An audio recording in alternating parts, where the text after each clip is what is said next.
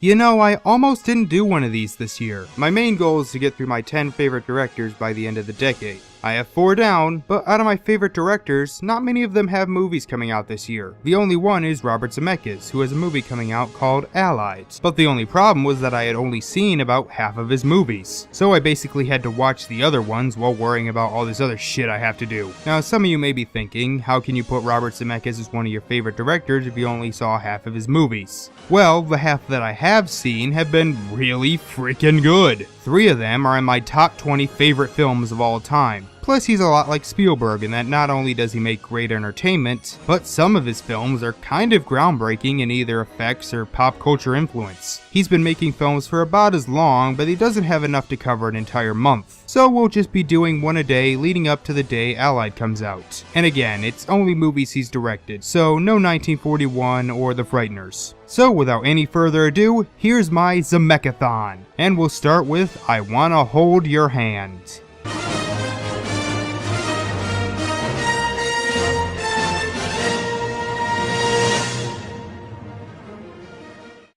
I Wanna Hold Your Hand was a pretty big surprise for me. A film about Beatlemania and the Beatles' first American television appearance on The Ed Sullivan Show didn't really cross my mind as something that would be that interesting. But I was actually thoroughly entertained. The film follows a group of 20-somethings pretending to be high schoolers as they head to New York to sneak into the Beatles' hotel room. The group includes Pam, a bride-to-be played by Nancy Allen, Rosie, an obsessed fanatic played by Wendy Jo Scherber, Grace, a photographer played by Teresa Saldana, the Beatles haters, Tony and Janice, and Larry, the poor bastard dragged into the situation. When they get to the hotel, they are separated as they all go on their separate adventures to meet the Beatles. I like this plot. The whole different adventures set in one day story is one of my favorite plots. And this one works well because I genuinely wanted to see the girls get what they want. Especially Rosie. I loved her pure fangirl glee. And I originally thought I was gonna be annoyed by these women because there's a lot of screaming in this. It's kind of hard to get mad at someone just because they're a huge fan. One of the best parts of the movie is showing how fucking crazy Beatlemania was. I mean, yes, some of this is exaggeration, but in terms of how they act, I've seen people act like this for modern pop stars like Justin Bieber and One Direction. So I can't even imagine how crazy it must have been when the Beatles were at their peak. Also, showing that some people were annoyed with Beatlemania and found their music to be shit, it made me realize that some things really don't change. People just hate stuff because it's popular, not because they have any reason to. It's just, hey, people like this, it is automatically the worst thing ever. Eddie Deazen's in this movie and he is absolutely hilarious, but then again, he's Eddie Deazen. He's always funny. Some parts of the film honestly feel like a heist movie. It actually got pretty suspenseful. One of my favorite parts is when they're trying to avoid a cop and they hide in a closet while he's out in the hall. I actually was on the edge of my seat during this scene.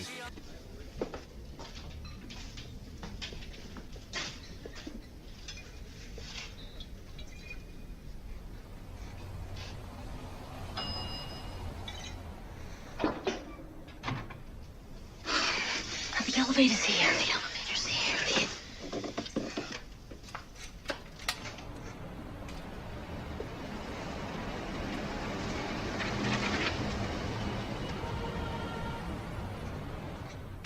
I only have 2 major problems with this movie. One is that some of the exposition is incredibly forced. I mean, right at the beginning, the movie starts out with Pam just flat out explaining how she is eloping with her fiancé. But by far, my biggest problem was Tony. Good God, this character was annoying. I get that for most of the movie I was supposed to hate him, but it was the wrong kind of hate. I didn't hate him because he's an asshole. I hated him because he's a whiny asshole. In almost every scene he's either fucking up their plans or complaining. And he didn't even have to be there. He forced himself into the car. But yeah, besides those, I actually really enjoyed this film. It's no masterpiece, but for a first time effort, it was pretty good. I give it a 7 out of 10. It shows a nice look back at a piece of pop culture history that I've rarely seen explored. So tomorrow we'll be heading into the 80s with another relatively unknown film, Used Cars. See you then.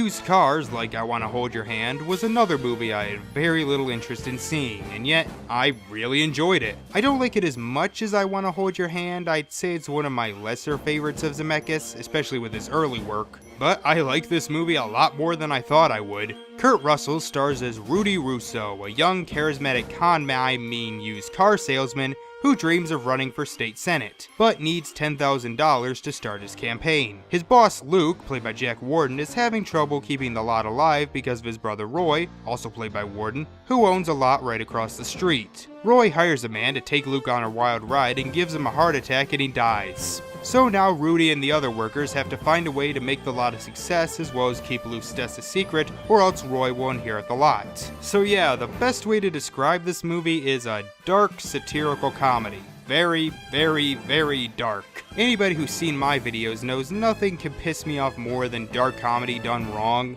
But here, the more morbid jokes were probably some of my favorites. There's a part where they pretend to kill a dog in order to sell a car to a large family, and there's just kids there crying over this dead dog. But because we know the dog isn't dead, it kinda works. Oh, and then there's the fact that one of the characters dies a very painful death because his brother wanted a car lot. And yet, even that kinda made me laugh. Speaking of which, that's another thing. The villain is one of the most hateable, despicable villains I've seen in a while. He killed his own brother because he wanted a car lot. That happened. I despise this guy. Every time he was on screen, I wanted someone to punch him. What's with that pinhead man? He had no choice, Roy. It was the only way he could prove there was no conflict of interest. He don't know dick. You know that man? He don't know dick. And what about you? I mean, you are the assistant deputy district attorney, aren't you? I mean, can't you fix it for me? I'm sorry, Roy. It's too late. Just like that, huh? Too late, Roy. Well, I'll tell you something. This country's going to the dogs. You know, it used to be when you bought a politician, that son of a bitch stayed bought. Seeing the guys try and sell these cars is also pretty fun, and the actors are good enough that even though they are technically con men, I still kinda like them. Although I didn't realize this movie was rated R. I mean, I guess it makes sense since this is before PG-13 existed, but it's not just R because of the fucks. No, there are full-on topless women in this. I don't object to that or anything, it just caught me off guard. So yeah, the salesman parts are pretty fun, but I will say that when they weren't selling and were just talking or doing something else, it drags a bit. The characters are fine, but not really interesting enough to carry a movie when they aren't doing something wacky. So for most of the movie, I was sitting at about a 6 out of 10, but then the climax happens. The climax is so much fun. It's fast-paced, over-the-top, has that fucking crazy villain, and left me on the edge of my seat. So because of that ending, I give this movie a 7 out of 10. Like I said, I had little interest in seeing this, and then it surprised the hell out of me. It does drag in parts, but when it gets good, it gets really good. So yeah, while this isn't one of Zemeckis' best, I can definitely see why this has a cult following. Give it a watch if you haven't, if you don't mind seeing topless women. So next we'll be going into Zemeckis' first really well-known movie, with action, adventure, and romance. See you then.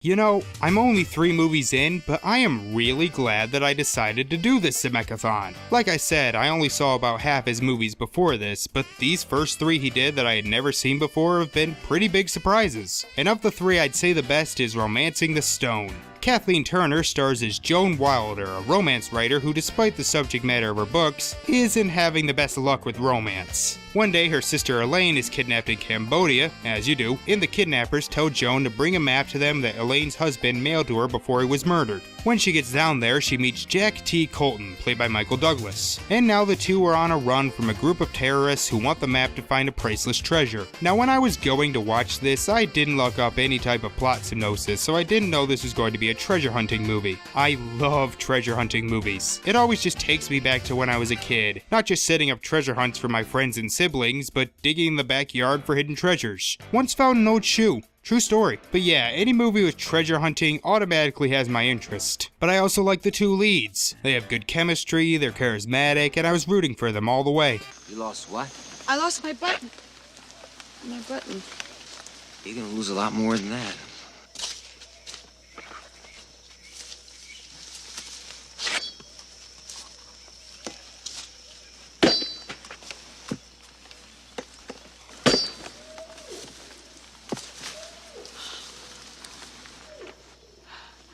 These were Italian.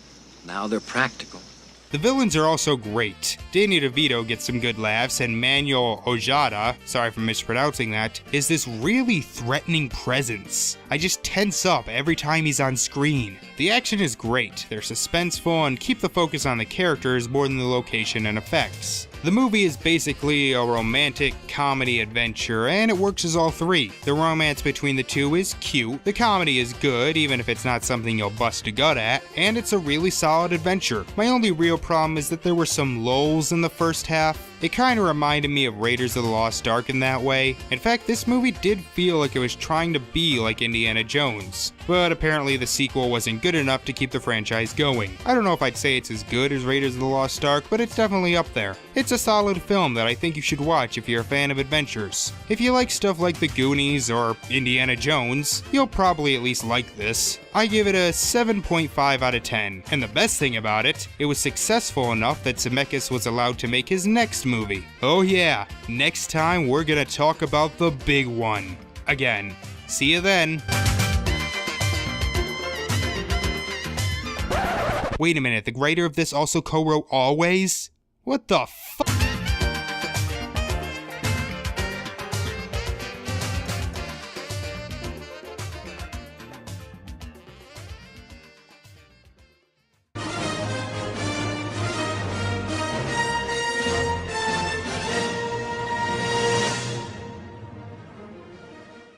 Well, I might as well not beat around the bush. Back to the Future is an amazing movie. 10 out of 10, 100 out of 100, A+, 5 stars, you name it, this movie is brilliant. And this is technically the second time I've talked about it, as I reviewed it on Film Exaggeration back in early 2014.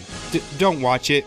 Please don't. Anyway, the movie follows a teenager named Marty McFly, played by Michael J. Fox, who is the sunglass-wearing, skateboarding, guitar-playing dude. Even though he doesn't have the perfect life, he is friends with a scientist named Doc Brown, played by Christopher Lloyd. And it just so happens that one day Doc Brown has invented a time machine out of a DeLorean. You know, just an average Friday. But afterwards, Doc is killed by Libyan terrorists, and Marty takes the time machine and travels back 30 years to 1955. While there, he accidentally stops his parents from meeting, and now he has to get them back together while the younger Doc tries to get him home. You know, when I describe the plot, it sounds really weird, and it is, but in the best possible ways. Every scene in this movie is so perfectly constructed. This is some of the best direction I've ever seen. Every shot is perfectly composed, every actor fits perfectly. In fact, they actually stopped production a few weeks in just because they thought the main actor who they originally had, Eric Stoltz, wasn't working. The exposition never feels forced. I love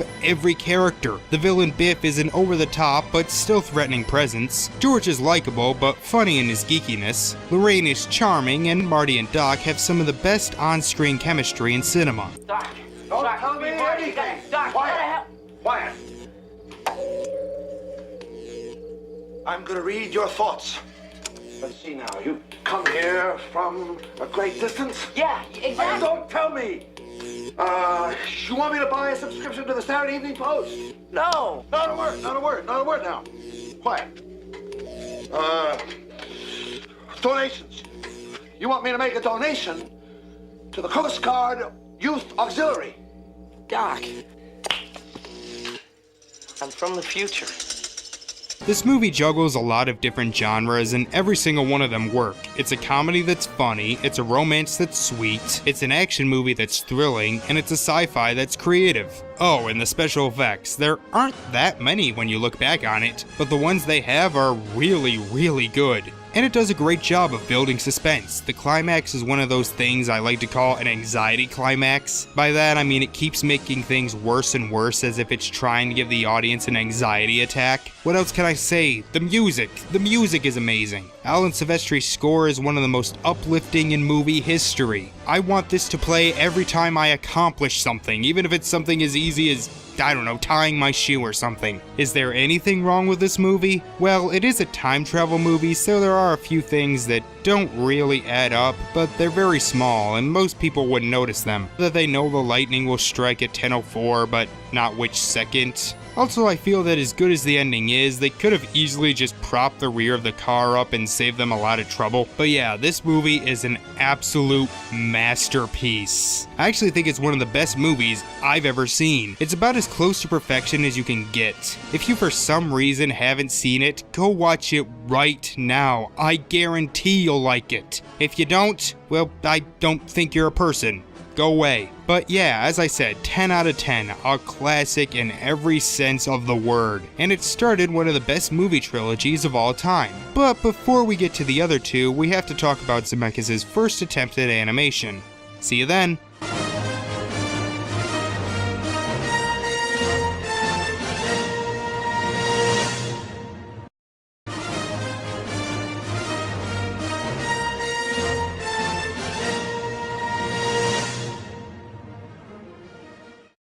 Remember back when I said Phineas and Ferb was the reason the 2000s have been such an amazing decade for animation? Well, if I were to think of why the 90s were such an amazing decade for animation, I would have to say it's because of Who Framed Roger Rabbit. Remember the 80s? Well, giving some good stuff like Grace Mount Detective or Oliver and Company and the films of Don Bluth, a lot of them weren't doing great at the box office and TV cartoons were just there to sell toys. But then came this film, which managed to be funny, creative, dark, and have some of the most groundbreaking special effects in movie history. It really does seem like this just jump-started the animation renaissance of the 90s. Eddie Valiant, played by Bob Hoskins, lives in a world where toons interact with real people. His brother was killed by one of them, so now he is prejudiced against them. But one day a toon named Roger Rabbit, played by Charles Fleischer, has been framed for the murder of Marvin Acme and asks Eddie to help clear his name. So with the help of some friends, including Roger's sexy wife Jessica, they head out to solve the case. The best thing about this movie that makes it work is how seriously every actor is taking it. When you get down to it, this is a very silly idea and the actors could have easily played this tongue-in-cheek, but they treat it like it's a serious crime flick. Same goes for the direction. Whenever they're in the real world, it looks and feels like a 1940s gangster movie. And it's also helped by the outstanding special effects. Every time I watch this, I feel like the toons are really there.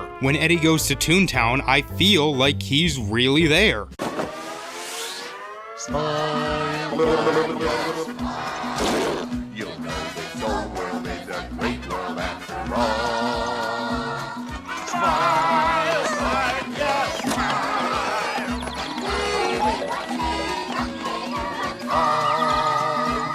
It also just seems like a great love letter to everyone's childhood. Because they said it in the 40s, almost everyone grew up with these characters. Daffy Duck, Betty Boop, Mickey Mouse, Bugs Bunny, Droopy, Tweety, who has probably one of the funniest parts of the movie. The characters are all pretty likable and you totally get why Eddie has a prejudice against toons. Now as a comedy, I will admit I don't laugh like a lot. I mean there are definitely quite a few funny moments, but I more like this movie for the adventure and atmosphere, and Roger can be a little annoying at times, but I think my biggest problem with the film is the mystery. I remember watching the movie for the first time on Cartoon Network when I was a kid, and I was really excited because I loved mysteries, and I won't spoil it, but the villain is so obvious that I was a little disappointed when I first saw it. I actually have learned to appreciate it now that I'm older. It's really creative, it's got great characters, some decent laughs, and the acting and direction are fantastic.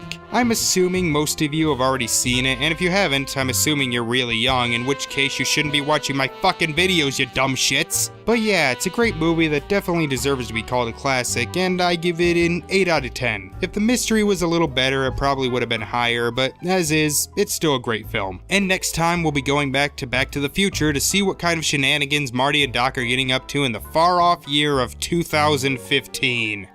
See you then!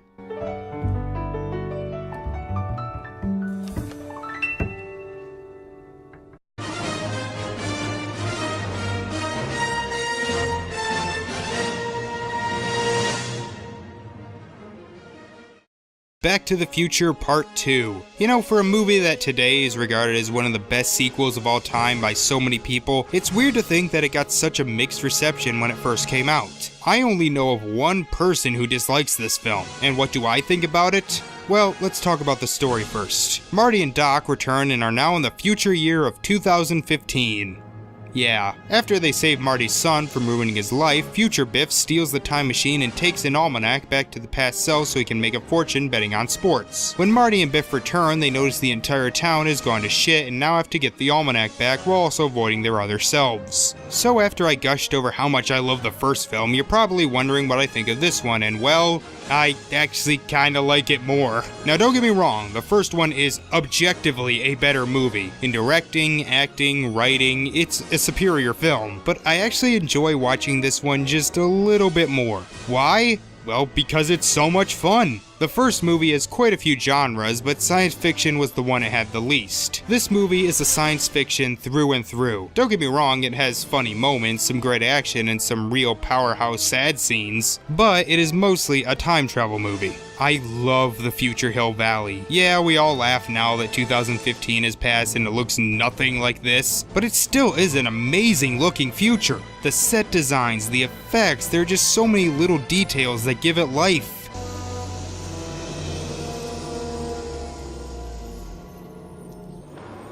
Welcome to Texaco. You can trust your car to the system with the star. Checking oil. Checking landing gear.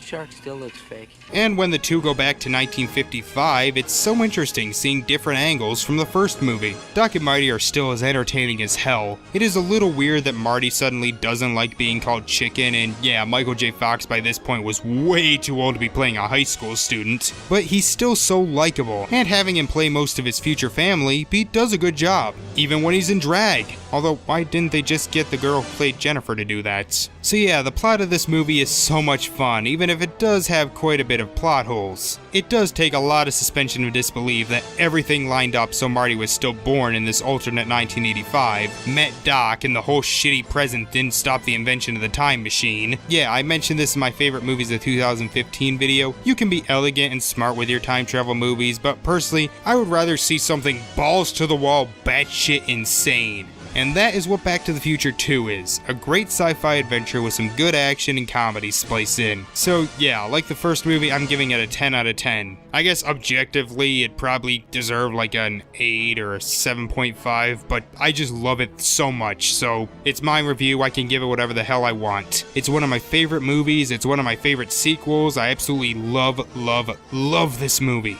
And tomorrow we will discuss the final movie in the trilogy, and in my opinion, the weakest one. See you then.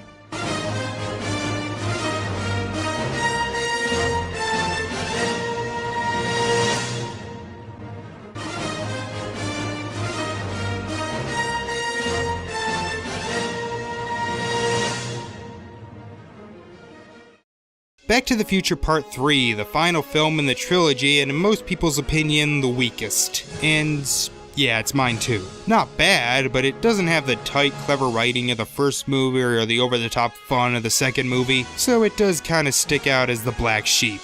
After Doc has been taken back to 1885, he sends Marty a letter saying the time machine has been ruined and he is happy to stay in 1885. But he hides the time machine in a mine and Marty gets 1955 Doc to help fix it. Just as he is about to leave, he notices a gravestone with Doc's name that says he dies just a week after he wrote the letter. So he heads back to 1885 to get him, but he gets into a confrontation with Biff's great-grandfather, Buford Mad Dog Tannen. Because apparently anyone with the name Tannen is a complete douchebag. But this guy's more than just a bully, he also has guns so he can kill you. Mad Dog challenges him to a duel, which Marty accepts thinking he will go back to the future. But the fuel line to the DeLorean has been busted, so now they have to find a way to get the car up to 88 miles per hour. I'm not a big fan of westerns. Granted, I haven't seen some of like the really good ones like Tombstone and The Good and the Bad and the Ugly, but it's just not a genre I can get into a lot of the time. But with that said, I do still really like this movie a lot. Even though it's mostly a western, it also has elements of science fiction, comedy, and romance in there.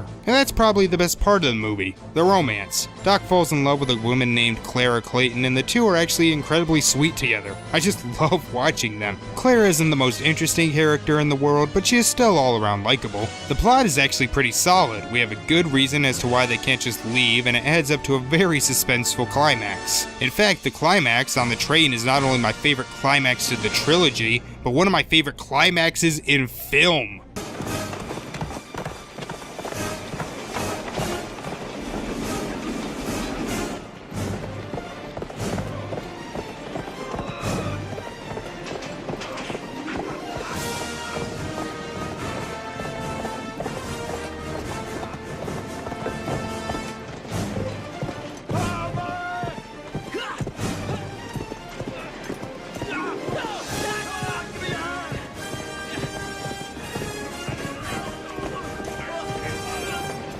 And Marty's arrogance gets him into trouble, and he eventually has to own up to his mistakes. In fact, this probably has some of the most character growth for both Marty and Doc. The biggest problem with the story is that it's pretty much a rehash of the first movie. Say what you will about part 2, but at least that one was different. This movie, they're stuck in the past and need to find a way to get back to the future. That's the exact same conflict from the first film. The only difference is that this time both Marty and Doc are stuck in the past. And instead of the time circuit's not working, the car itself isn't working. Also, like the other two, there are some plot holes. My biggest question is why Marty doesn't just tell 1955 Doc to move out of the way so he won't get hit by the lightning, or even just don't throw the almanac away so Biff can get it. But despite being the weakest in the series, I can't imagine the other two without this one. This really is one of the most solid trilogies of all time. It tells a complete story that technically takes place over just one weekend, and this one ends it on a perfect note. Doc's speech about the future being whatever you make of it, so make it a good one, is one of my favorite lines. And if anything, that's what these movies prove. You are in charge of your future, so always work your hardest to make it the best you can. So despite its problems, I'm still gonna give it a 7.5 out of 10. If you haven't seen it in a while because you were disappointed, give it another chance. I think if you get away from the hype, you can really enjoy this movie. So that's it for Back to the Future. No, I'm not doing that Doc Brown Saves the World thing since it was only a special feature for the Blu-ray, so it doesn't count as an actual movie. And next time we'll be talking about another movie I haven't seen, and the first one in our Zemeck-ithon that has a rotten rating on Rotten Tomatoes. So join me for that.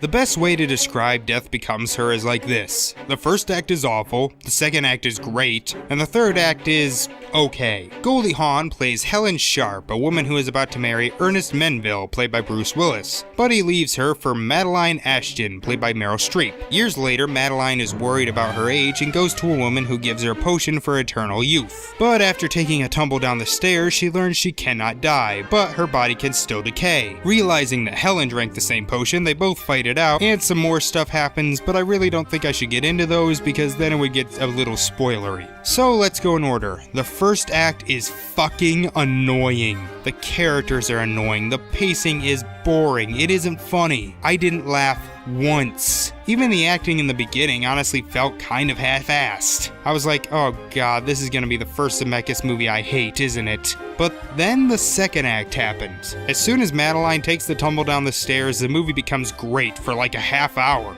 The acting got a lot better, mostly by going more over the top, but still, at least they seemed like they were trying. The characters became a lot less obnoxious, again, surprisingly, even though they were going more over the top, and most of all, it was funny. Okay, this movie has a very dark sense of humor, but when Madeline was walking around all twisted up and shit, it was genuinely funny. I laughed really hard at that, and the special effects are great. I mean, yeah, some of them are a bit dated, but most of them still held up pretty well.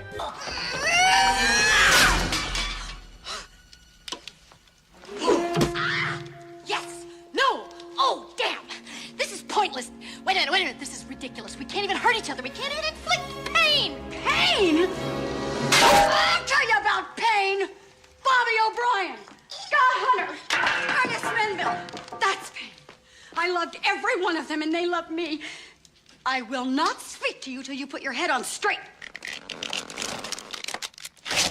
Then we get into the third act, which is a bit of a mixed bag. On one hand, it does have some funny moments, Streep and Han are clearly having a lot of fun, and I did genuinely want to know where it was going. But on the other hand, the pacing got a lot slower, the laughs were drying up, and it does have one really awful special effects sequence. I'm not saying dated, I don't think it would have looked good back then either. Also, the final joke didn't make me laugh, so it kind of ends on a bit of a whimper. So yeah, Death Becomes Her is definitely a mixed bag. It has its moments, but it's mostly just a film to show off its special effects, not really caring much about characters or story. I was really torn on the rating, but because the second act was so much fun to watch, I am glad I saw it once, even if I don't think I'll ever watch it again. So I give it a 6 out of 10. Whether or not you like it will depend on how much you can get into the movie's humor. I actually like it when it got dark and over the top, which is why it's so disappointing that there wasn't that much of it. It kind of feels like a Tim Burton movie, so if you like his stuff, I think you should at least give it a chance. So next time we'll be talking about the only Zemeckis movie to win Best Picture. Did it deserve it?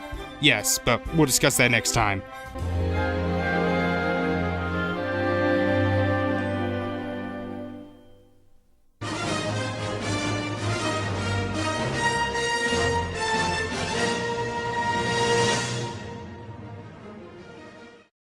Can we all just agree that the Academy Awards are awful? Not because they're wrong all the time or pointless, but because it just causes stupid, immature arguments. And in some cases ruins otherwise great movies. Take the case of Forrest Gump. This movie won Best Picture back in 1995, but because it came out the same year as Pulp Fiction and Shawshank Redemption, that automatically makes this movie bad because it beat those other two. Anyway, that's my small rant about the Best Picture curse, so let's get into one of my favorite movies of all time, Forrest Gump. Tom Hanks plays Forrest Gump, a man with an IQ of 75. He grows up with only one friend, that being Jenny, or Jenny, played by Robin Wright. But he manages to get a football scholarship to college and from then on goes through a very exciting life. He serves in Vietnam, meets several presidents, starts a shrimping company, and plays some ping pong. So yeah, there's less of a coherent story with this one, it's more of a character-based movie, which I'm normally not a huge fan of, but I freaking love this film. Where do I start? Well, how about I start with the thing everyone talks about,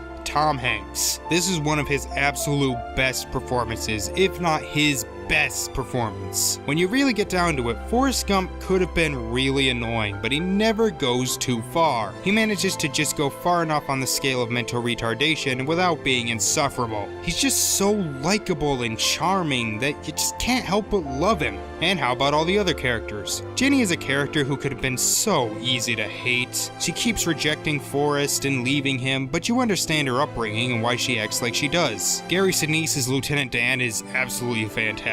Sally Field as Mrs. Gump is just so sweet. Then there's the events in Forrest's life. Not only are they entertaining to watch, from the intense action of Vietnam to the funny moments of meeting the presidents, but they all feature some fantastic special effects. When I first saw this, and for a few years after that, I didn't realize this was really that heavy on the special effects. But when I learned how much CGI there was in it, it blew my mind. Yeah, the lip movements on people like John Lennon and Nixon are incredibly dated, but look at Lieutenant Dan's legs. It actually looks like they cut off his legs.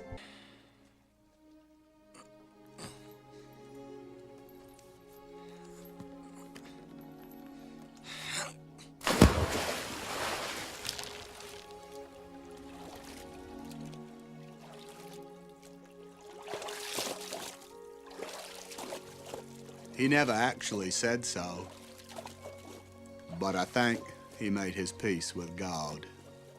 The movie is a dramedy, and is an example on how to balance both perfectly. On one hand, it's hilarious. Yeah, there are some easy jokes like Forrest saying he has to pee while meeting JFK after drinking so many Dr. Peppers. But then there's the scene where he turns out to be the reason Nixon resigned while he was staying at the Watergate Hotel. It just makes me laugh every single time I watch it. But then there are scenes that just rip your heart out. The ending gets me every time. I cry so hard.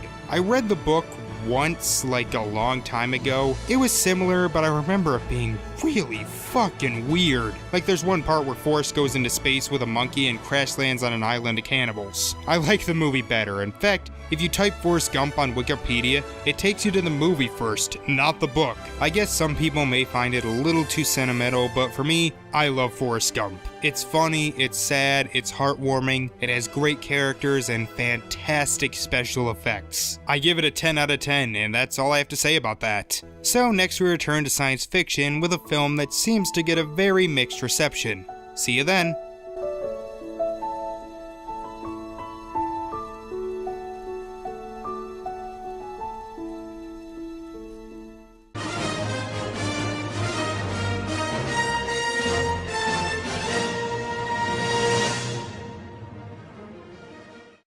Contact, probably Zemeckis' most mixed received film. It sort of feels like a mix between Close Encounters, Signs, and Interstellar. Now, all three of those movies I think are better, but Contact does have some major pros to it, as well as some major cons. Jodie Foster stars as Eleanor Arroway, a scientist who is searching for intelligent life in space. Her and her crew, one of which is named Kent Clark by the way, receive a signal and it soon gets media attention. As they decipher the signal, they learn that it is actually instructions for a teleporter that will take one person to the aliens, and Eleanor wants to be the one to go. Oh, and Matthew McConaughey is there as a spiritual advisor to the president. I compared this to Close Encounters, and I think the comparison shows a major problem with the beginning of this movie. The group doesn't make contact until about 40 minutes in. What happens before that? Basically just talking and jumping around between the past and present. Now I actually like the past stuff between Eleanor and her dad, but the present stuff was just kinda boring. Now if you look at Close Encounters, that film spent most of its first act building up the aliens, while also giving us character development. However, after they finally make contact, it gets really interesting. I was constantly wondering where it was going, and I did really like Eleanor, although that might just be because of Foster's performance. But it gives some great build-up and does a great job of giving it a global scale with how the government and media treat it.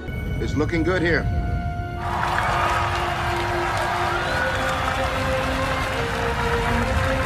We are moments away from the initiation of the drop sequence. All systems are go. Mechanical, you still happy? Roger that. I tell you, this is very exciting from up here. We've got 4%. We're confirming 4%. I also honestly like the ending, because it's a science fiction movie that takes itself seriously. There are people out there that are like, that is not how a giant space teleporter would work, that would have torn them apart, or not even be possible because of gravity. Something like that. You saw a lot of shit like that with Interstellar, but I don't care. I like the ending because it's emotional. I mean, I didn't cry, but I did start to feel some feels there. I couldn't care less if it's scientifically accurate. So basically, if you can get through the first act, it seems like everything is good, right? Well, there's one major problem. Something that was there that took me out of the movie every time and I really wish was just gone. This is a science versus religion movie. All the time, they keep bringing up God and how this will affect people of faith, and all I'm thinking is, who the hell cares? You have proof of aliens! Now, it starts out fine. I mean, if we found proof of alien life, I'm sure some religious people would be up in arms, but geez, not allowing her to go on this mission because she's an atheist? Now, I get why they did it. The ending explains it, but I honestly think it could have been a lot more powerful if it were a personal battle of faith. That's why I love Signs so much. I normally don't like saying this, but it really does come off as preachy. So yeah, it has its problems, but I still kinda liked it. The build-up is good, even if it did waste a lot of time at the beginning. It has an emotional payoff, and the characters and actors are likable. Some of the effects are a bit dated, but most of them still hold up. I guess it makes sense. One of the writers later wrote Harry Potter and the Order of the Phoenix, another movie that had great moments surrounded by a lot of flaws. I give it a 7 out of 10. If you like that sort of slow-burning science fiction movie, again like Close Encounters, Interstellar, or Signs, then you will probably enjoy most of this. If not, it's probably best you skip it. Now technically, Zemeckis did direct a documentary in 1999 called Robert Zemeckis on Smoking, Drinking, and Drugging in the 20th Century in Pursuit of Happiness, which is really an awful title, but unfortunately I can't find it. So I guess we'll be skipping that one, and next time we'll head into the 21st century with What Lies Beneath. See you then.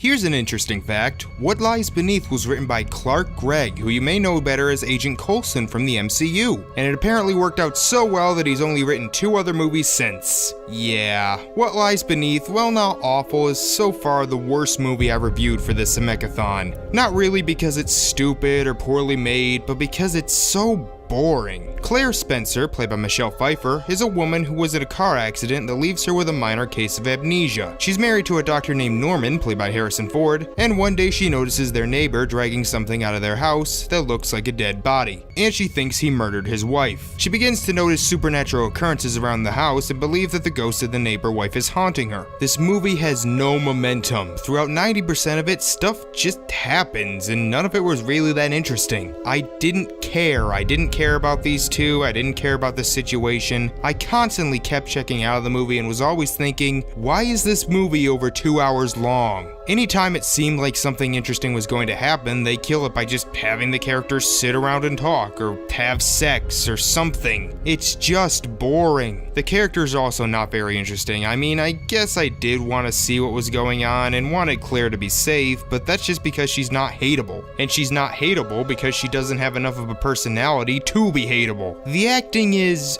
okay, but they're really not giving anything more than the material will allow. She's dead. Who's dead? You know damn well who's dead. Oh, this is your thing. Listen to me. He killed her and I'm not crazy. Jody and I had a seance in the bathroom, and Jody and I, nothing happened, but when I went back there, she was there. She was. Wait. You had a seance. Are you angry with me? What? Maybe you resent how busy I've been. No.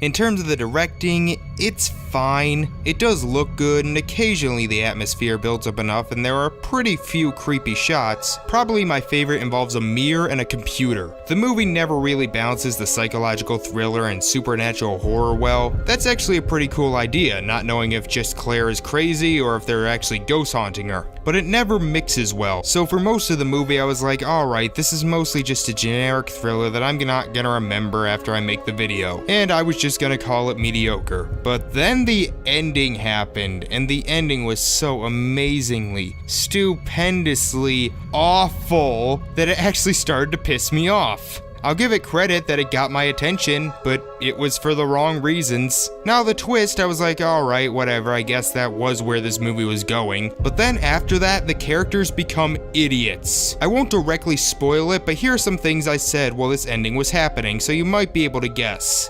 Suffocate her. Don't go near the bathtub. Leave. Don't reach for the phone. Lock the door. Roll up the window. Roll down the window. Just fucking end. This movie did not need to be over 2 hours. Look, I was gonna give it a pass and give it a 5 out of 10, but because that ending pissed me off so much and it simply refused to stop, I give it a 4 out of 10. If you really like cheesy supernatural thrillers or will see anything with either Ford or Pfeiffer, then yeah, maybe you'll like it. But otherwise, don't bother. It's mostly mediocre with a terrible ending. And from what I read, this movie was actually a side project that Zemeckis made while waiting for Tom Hanks to lose weight so they could finish Castaway. Speaking of which, that's what we'll be covering next time. See you then.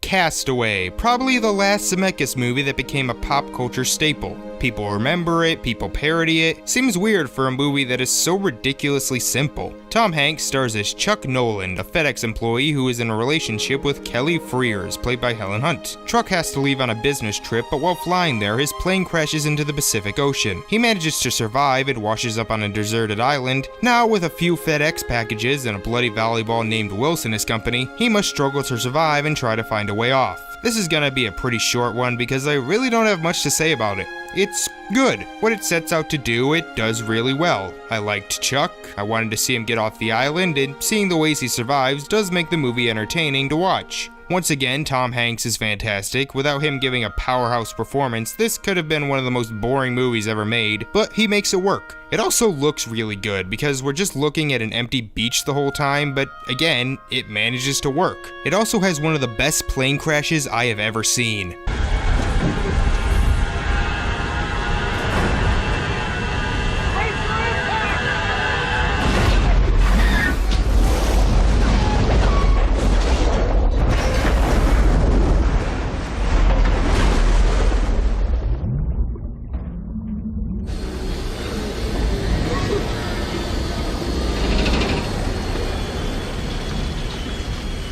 In terms of flaws, there really aren't that many big ones. It's just not a movie I want to sit down and watch all the time. Once you know the ending, a lot of the suspense is gone, so you're mostly just getting a semi-entertaining survival movie with a great performance. Also, there's this one thing that usually annoys me in movies. Chuck has one package that he chooses not to open. I guess he didn't because it gave him a goal to get off the island because, you know, seeing your friends and family again and not having to struggle to survive every day isn't enough of a goal. But I can't help but feel it's there just to make the audience wonder what's in it. It's a cheap way of getting people to talk about your movie. I didn't like it in Pulp Fiction, I didn't like it in American Hustle, I kind of liked it in Inception, but even that movie didn't seem that concerned with it. So yeah, Castaway is good. I give it a 7 out of 10. Check it out if you haven't, but don't watch the trailer. Trust me, just don't watch the trailer. So next time we enter Zemeckis' motion capture phase, and we'll see how I feel about his first attempt, The Polar Express. See you tomorrow.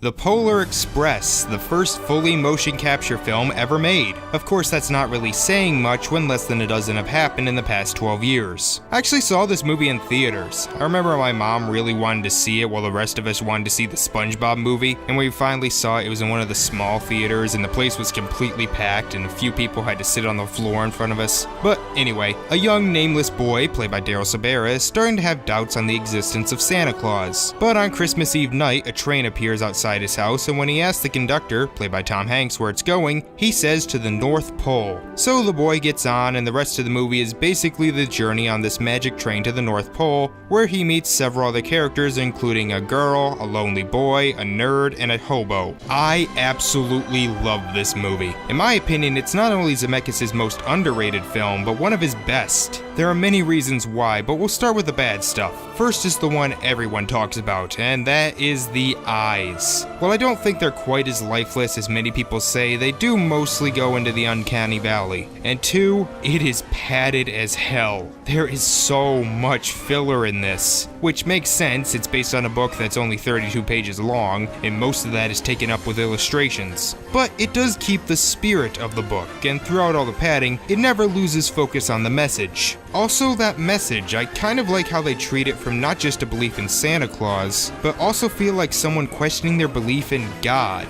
That's actually pretty clever. The acting is pretty good as well. Tom Hanks is clearly having the time of his life playing several different characters, including the conductor, Santa, the hobo, and the narrator. Also, Daryl Sabera, who you may remember as Junie from Spy Kids, does a really good job as the main boy. He talks like a real kid, manages to have the perfect tone for every scene, and even has some decent comedic delivery. But let's talk about the two best things about this movie. One is the visuals. By God, this movie still looks amazing. Yeah, the humans look a little pasty, but look at their clothes, look at the backgrounds, look at this train, it all looks incredible. And I love the action set pieces in this. Probably my favorite is this trip down a steep ravine that always makes me feel like I'm on a roller coaster. I suggest we all hold on tightly.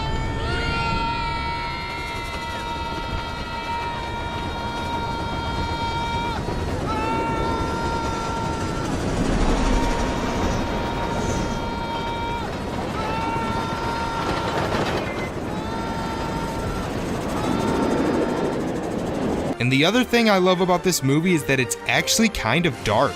Everything about this film has this odd feeling around it. The characters aren't always the nicest, the heroes are constantly in danger, and the tone isn't afraid to get a little cynical. But despite that, it still feels like a Christmas movie. There are a few things I say just feel like Christmas, and this is one of them. The atmosphere, the visuals, the music, oh god, the music. It just fills me with that holiday spirit. And I'm not gonna lie, the ending, it actually does get to me, right in the feels. This is one of the 5 films I always try to make time to watch every Christmas. The others, of course, being the first 2 Home Alones and the first 2 Die Hards. They count. I absolutely love this movie, and I give it an 8 out of 10. Yeah, it's padded, yeah, the humans don't always look right, and to some people it may feel like it's trying a bit too hard, but the visuals, music, and atmosphere always make me get in that Christmas mood. So if you haven't seen it, you could probably find it in the Christmas section at your local Walmart. All aboard the Polar Express. Anyway, what's next? Aw, fuck!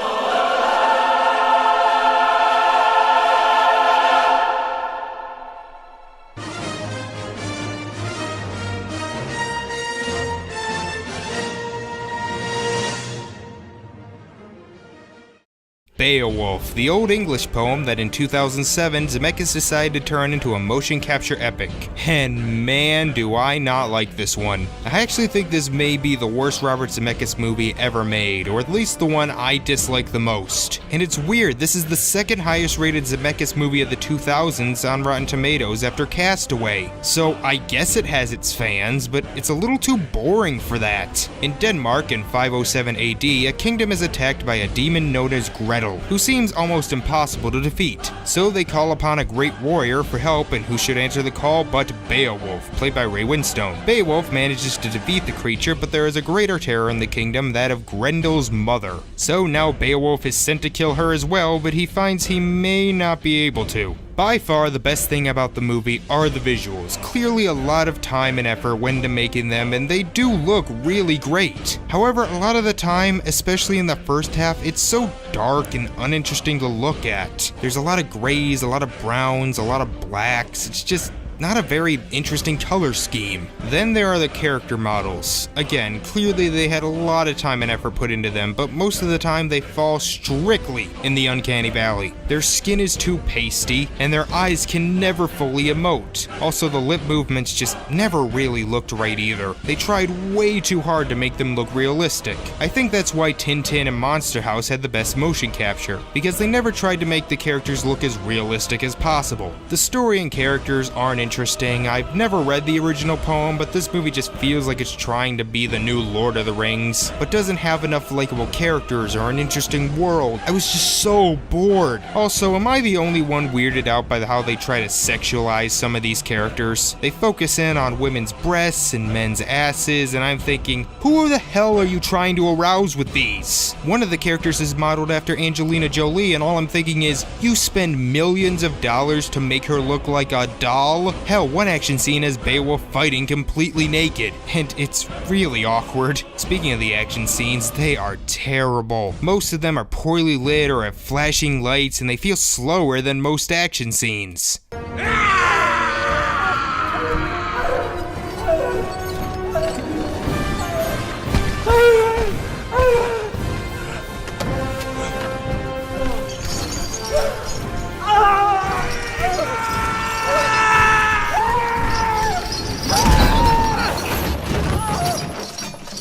Plus, the fact that this was originally in 3D is incredibly obvious. Sometimes I can find that charming. Here, it's just annoying. The only action scene that was okay was the last one, seeing as it was the only one where I felt Beowulf was in any danger. I mean, yeah, the poem was written a long time ago, and I know having vulnerable heroes wasn't always a necessity, but it still leads to very little tension. So yeah, uninteresting characters, lame story, dull action, slow pace, all that leads to this movie just being really boring. The visuals are great, and there was clearly a lot of effort that went into it, but I still think this is Zemeckis' worst. What Lies Beneath at least had some atmosphere, and the ending, while awful, did grab my attention. I mean, it's not always levels of boring, but it's pretty close. I give it a 3 out of 10. If you really love fantasy epics and maybe like the original story, perhaps you'll enjoy it. But otherwise, I would just say skip it. So next time we'll be looking at the last time Robert Zemeckis ever tried to direct a motion capture movie. How did that one turn out? Well, you'll find out in the next review.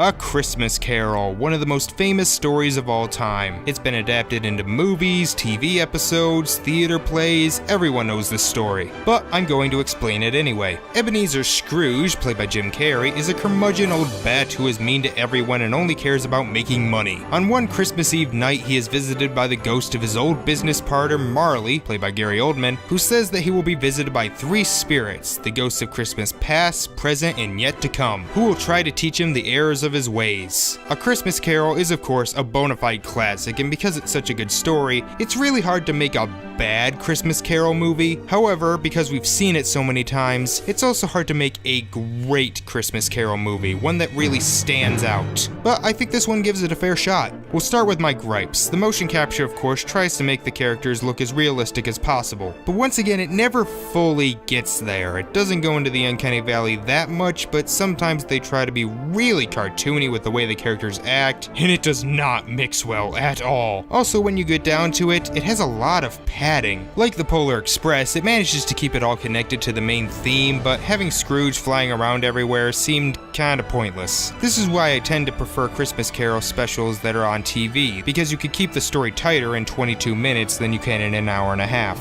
However, probably the biggest issue I have is that it's a little too dark. I mean, yeah, A Christmas Carol is supposed to be dark, that way the happy moments are even happier. But dear lord, there are some parts that seem like they were put in just to give kids nightmares. Also, some of the jokes fell really flat and ruined what could have been really intense or really touching scenes. But anyway, let's get on to the good stuff. Jim Carrey as Scrooge is fantastic. He not only does a great job in making you hate him in the first act, but he can actually get some pretty decent laughs. We will be haunted by 3 spirits.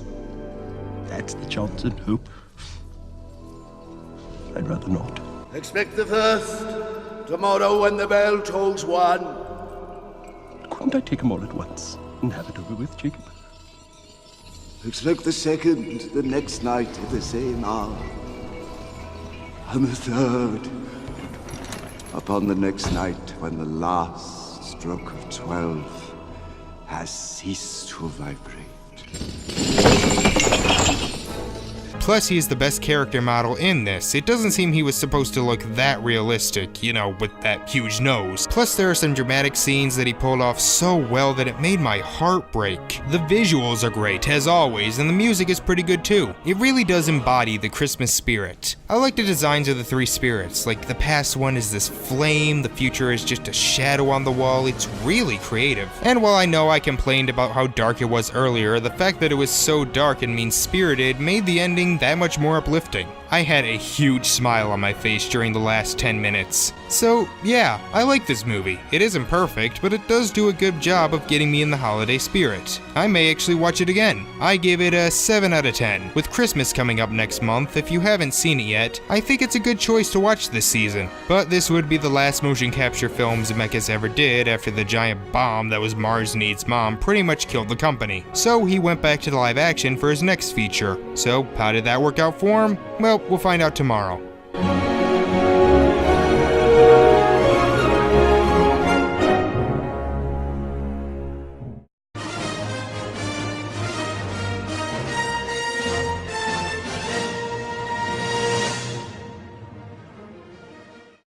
Flight was not only Zemeckis' first live-action movie since Castaway, but it was his first R-rated movie since Used Cars. It also happens to be the only film in this Zemeck-ithon that I had already seen, but completely forgot everything about. And rewatching it, I think I know why. Pilot William Whitaker, played by Denzel Washington, is a cocaine-using, alcohol-abusing man who one day manages to crash land a plane in a field after a malfunction. Only 6 on board die, but soon an investigation starts that reveals William had a high blood alcohol alcohol level that should get him arrested for flying the plane in the first place. And the rest of the movie follows him trying to prove his innocence, but can't fight his chronic alcoholism. If I could compare this movie to anything, it would be Amistad, in that it starts out really well. In fact, the beginning could be a great short film, but then it just squanders to a halt with a lot of talking, and while the stuff they're talking about isn't uninteresting, it doesn't really justify its length. Alright, let's start with the good stuff. The acting is great. I mean, Denzel Washington is Denzel Washington. Even in his weakest stuff, I don't think I've ever seen him be anything less than decent. In here, he does a good job of having us sympathize with his character, even though he keeps making mistakes. John Goodman is also really good. He provides some great comic relief. And pretty much everyone else does a good job as well. It also looks really good and has some nice camera shots. And I also like the conflict. The guy who technically isn't a bad guy, but just keeps making dumb mistakes that make him look even more guilty. Kinda reminded me of BoJack Horseman in a way. But by far the best thing about this movie is the plane crash. If I learned anything doing these reviews, it's give Zemeckis a mode of transportation and he will make a great action scene out of it. This plane crash is one of the greatest I have ever seen. It's intense, scary, has phenomenal camera work and special effects. It's an absolute spectacle. Oh Lord, we're coming out of 7,000. I see nothing but houses. Evan, listen to me. When I say I want you to retract the flaps, retract the gear, trim us nose down, okay? But everything's gonna be opposite, so make sure you trim us nose down. Hey, trim down? What are you gonna do? Margaret, when I tell you I want you to push these forward, full power, full throttle, can you do that? Yeah. Okay, when I tell you... Wait, sir, what are we doing? Why would I trim down? We're gonna roll it, okay? What do you mean, roll it? We gotta do something to stop this dive. Margaret, what's your son's name? Trevor. Say I love you, Trevor. What? The black box, say I love you, Trevor. I love you, Trevor. You be a good boy. Mommy loves you. Okay, here we go. I've got control.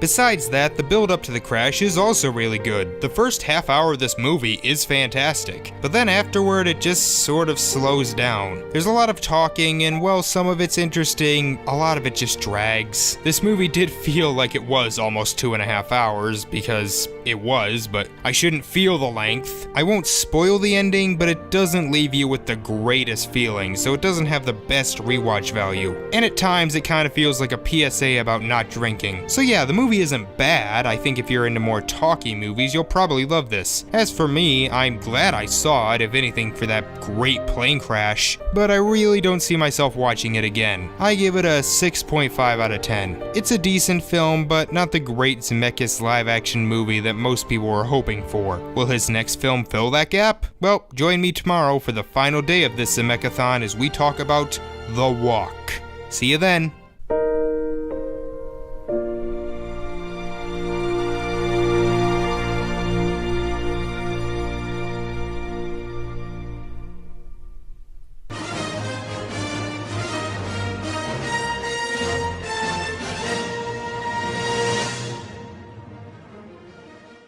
And we've come to the end of this Zemeck-ithon with The Walk. So after a somewhat disappointing return to live action with the decent but mostly forgettable flight, what do I think of The Walk? Well, honestly, not only do I love this movie, I actually think it's Zemeckis' best film since Forrest Gump.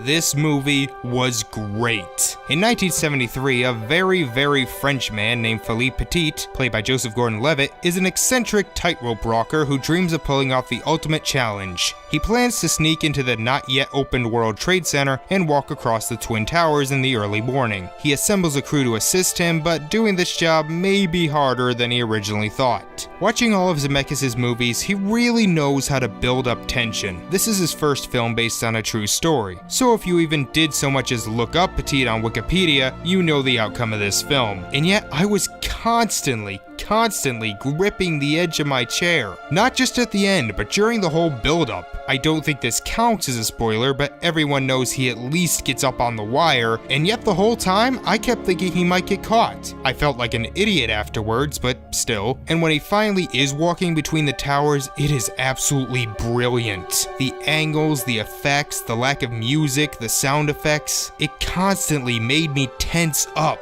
Joseph Gordon-Levitt is great. This character could have easily been extremely annoying. He has the most stereotypical French accent you've ever heard, and he's a bit of an egotist. But you just gotta love his passion. my dream. And this is you. Yes. It will be the most glorious high wire walk in history. And how high must this wire be to make so much glory? Over 100 stories high. Where do trees like this grow? These are not trees. The other characters are okay. None of them really stand out, which is probably the weakest part of the film, but they were fine. They all have some funny lines and have the energy needed to pull off such a ridiculous stunt. It also makes the towers themselves kind of feel like characters, and shows how people weren't fond of them when they were first built. Yeah, that's actually true. When they were first built, the Twin Towers were criticized for basically being two big featureless blocks. And yeah, the movie does acknowledge the fact that the towers were destroyed, but it's a very sweet moment. It's not tasteless, it doesn't go over the top, it's very nice. So I really don't have much else to say about the walk. It just was great at what it was trying to do. The acting is great, the special effects are fantastic, the cinematography creates some true suspense, and it's pretty entertaining. I give it an 8 out of 10. If the other characters were as interesting or fun as the main character, I'd say it would rank right up there with Forrest Gump and Back to the Future. As I say, it ranks right there with Polar Express and Roger Rabbit. But hey, now that we've gone through them all, let's just rank them. Alright, starting at the bottom we got Beowulf, then What Lies Beneath, Death Becomes Her, Flight, Castaway, Used Cars, I Wanna Hold Your Hand, Contact, A Christmas Carol, Romancing the Stone, Back to the Future Part 3, Who Framed Roger Rabbit, The Polar Express, The Walk,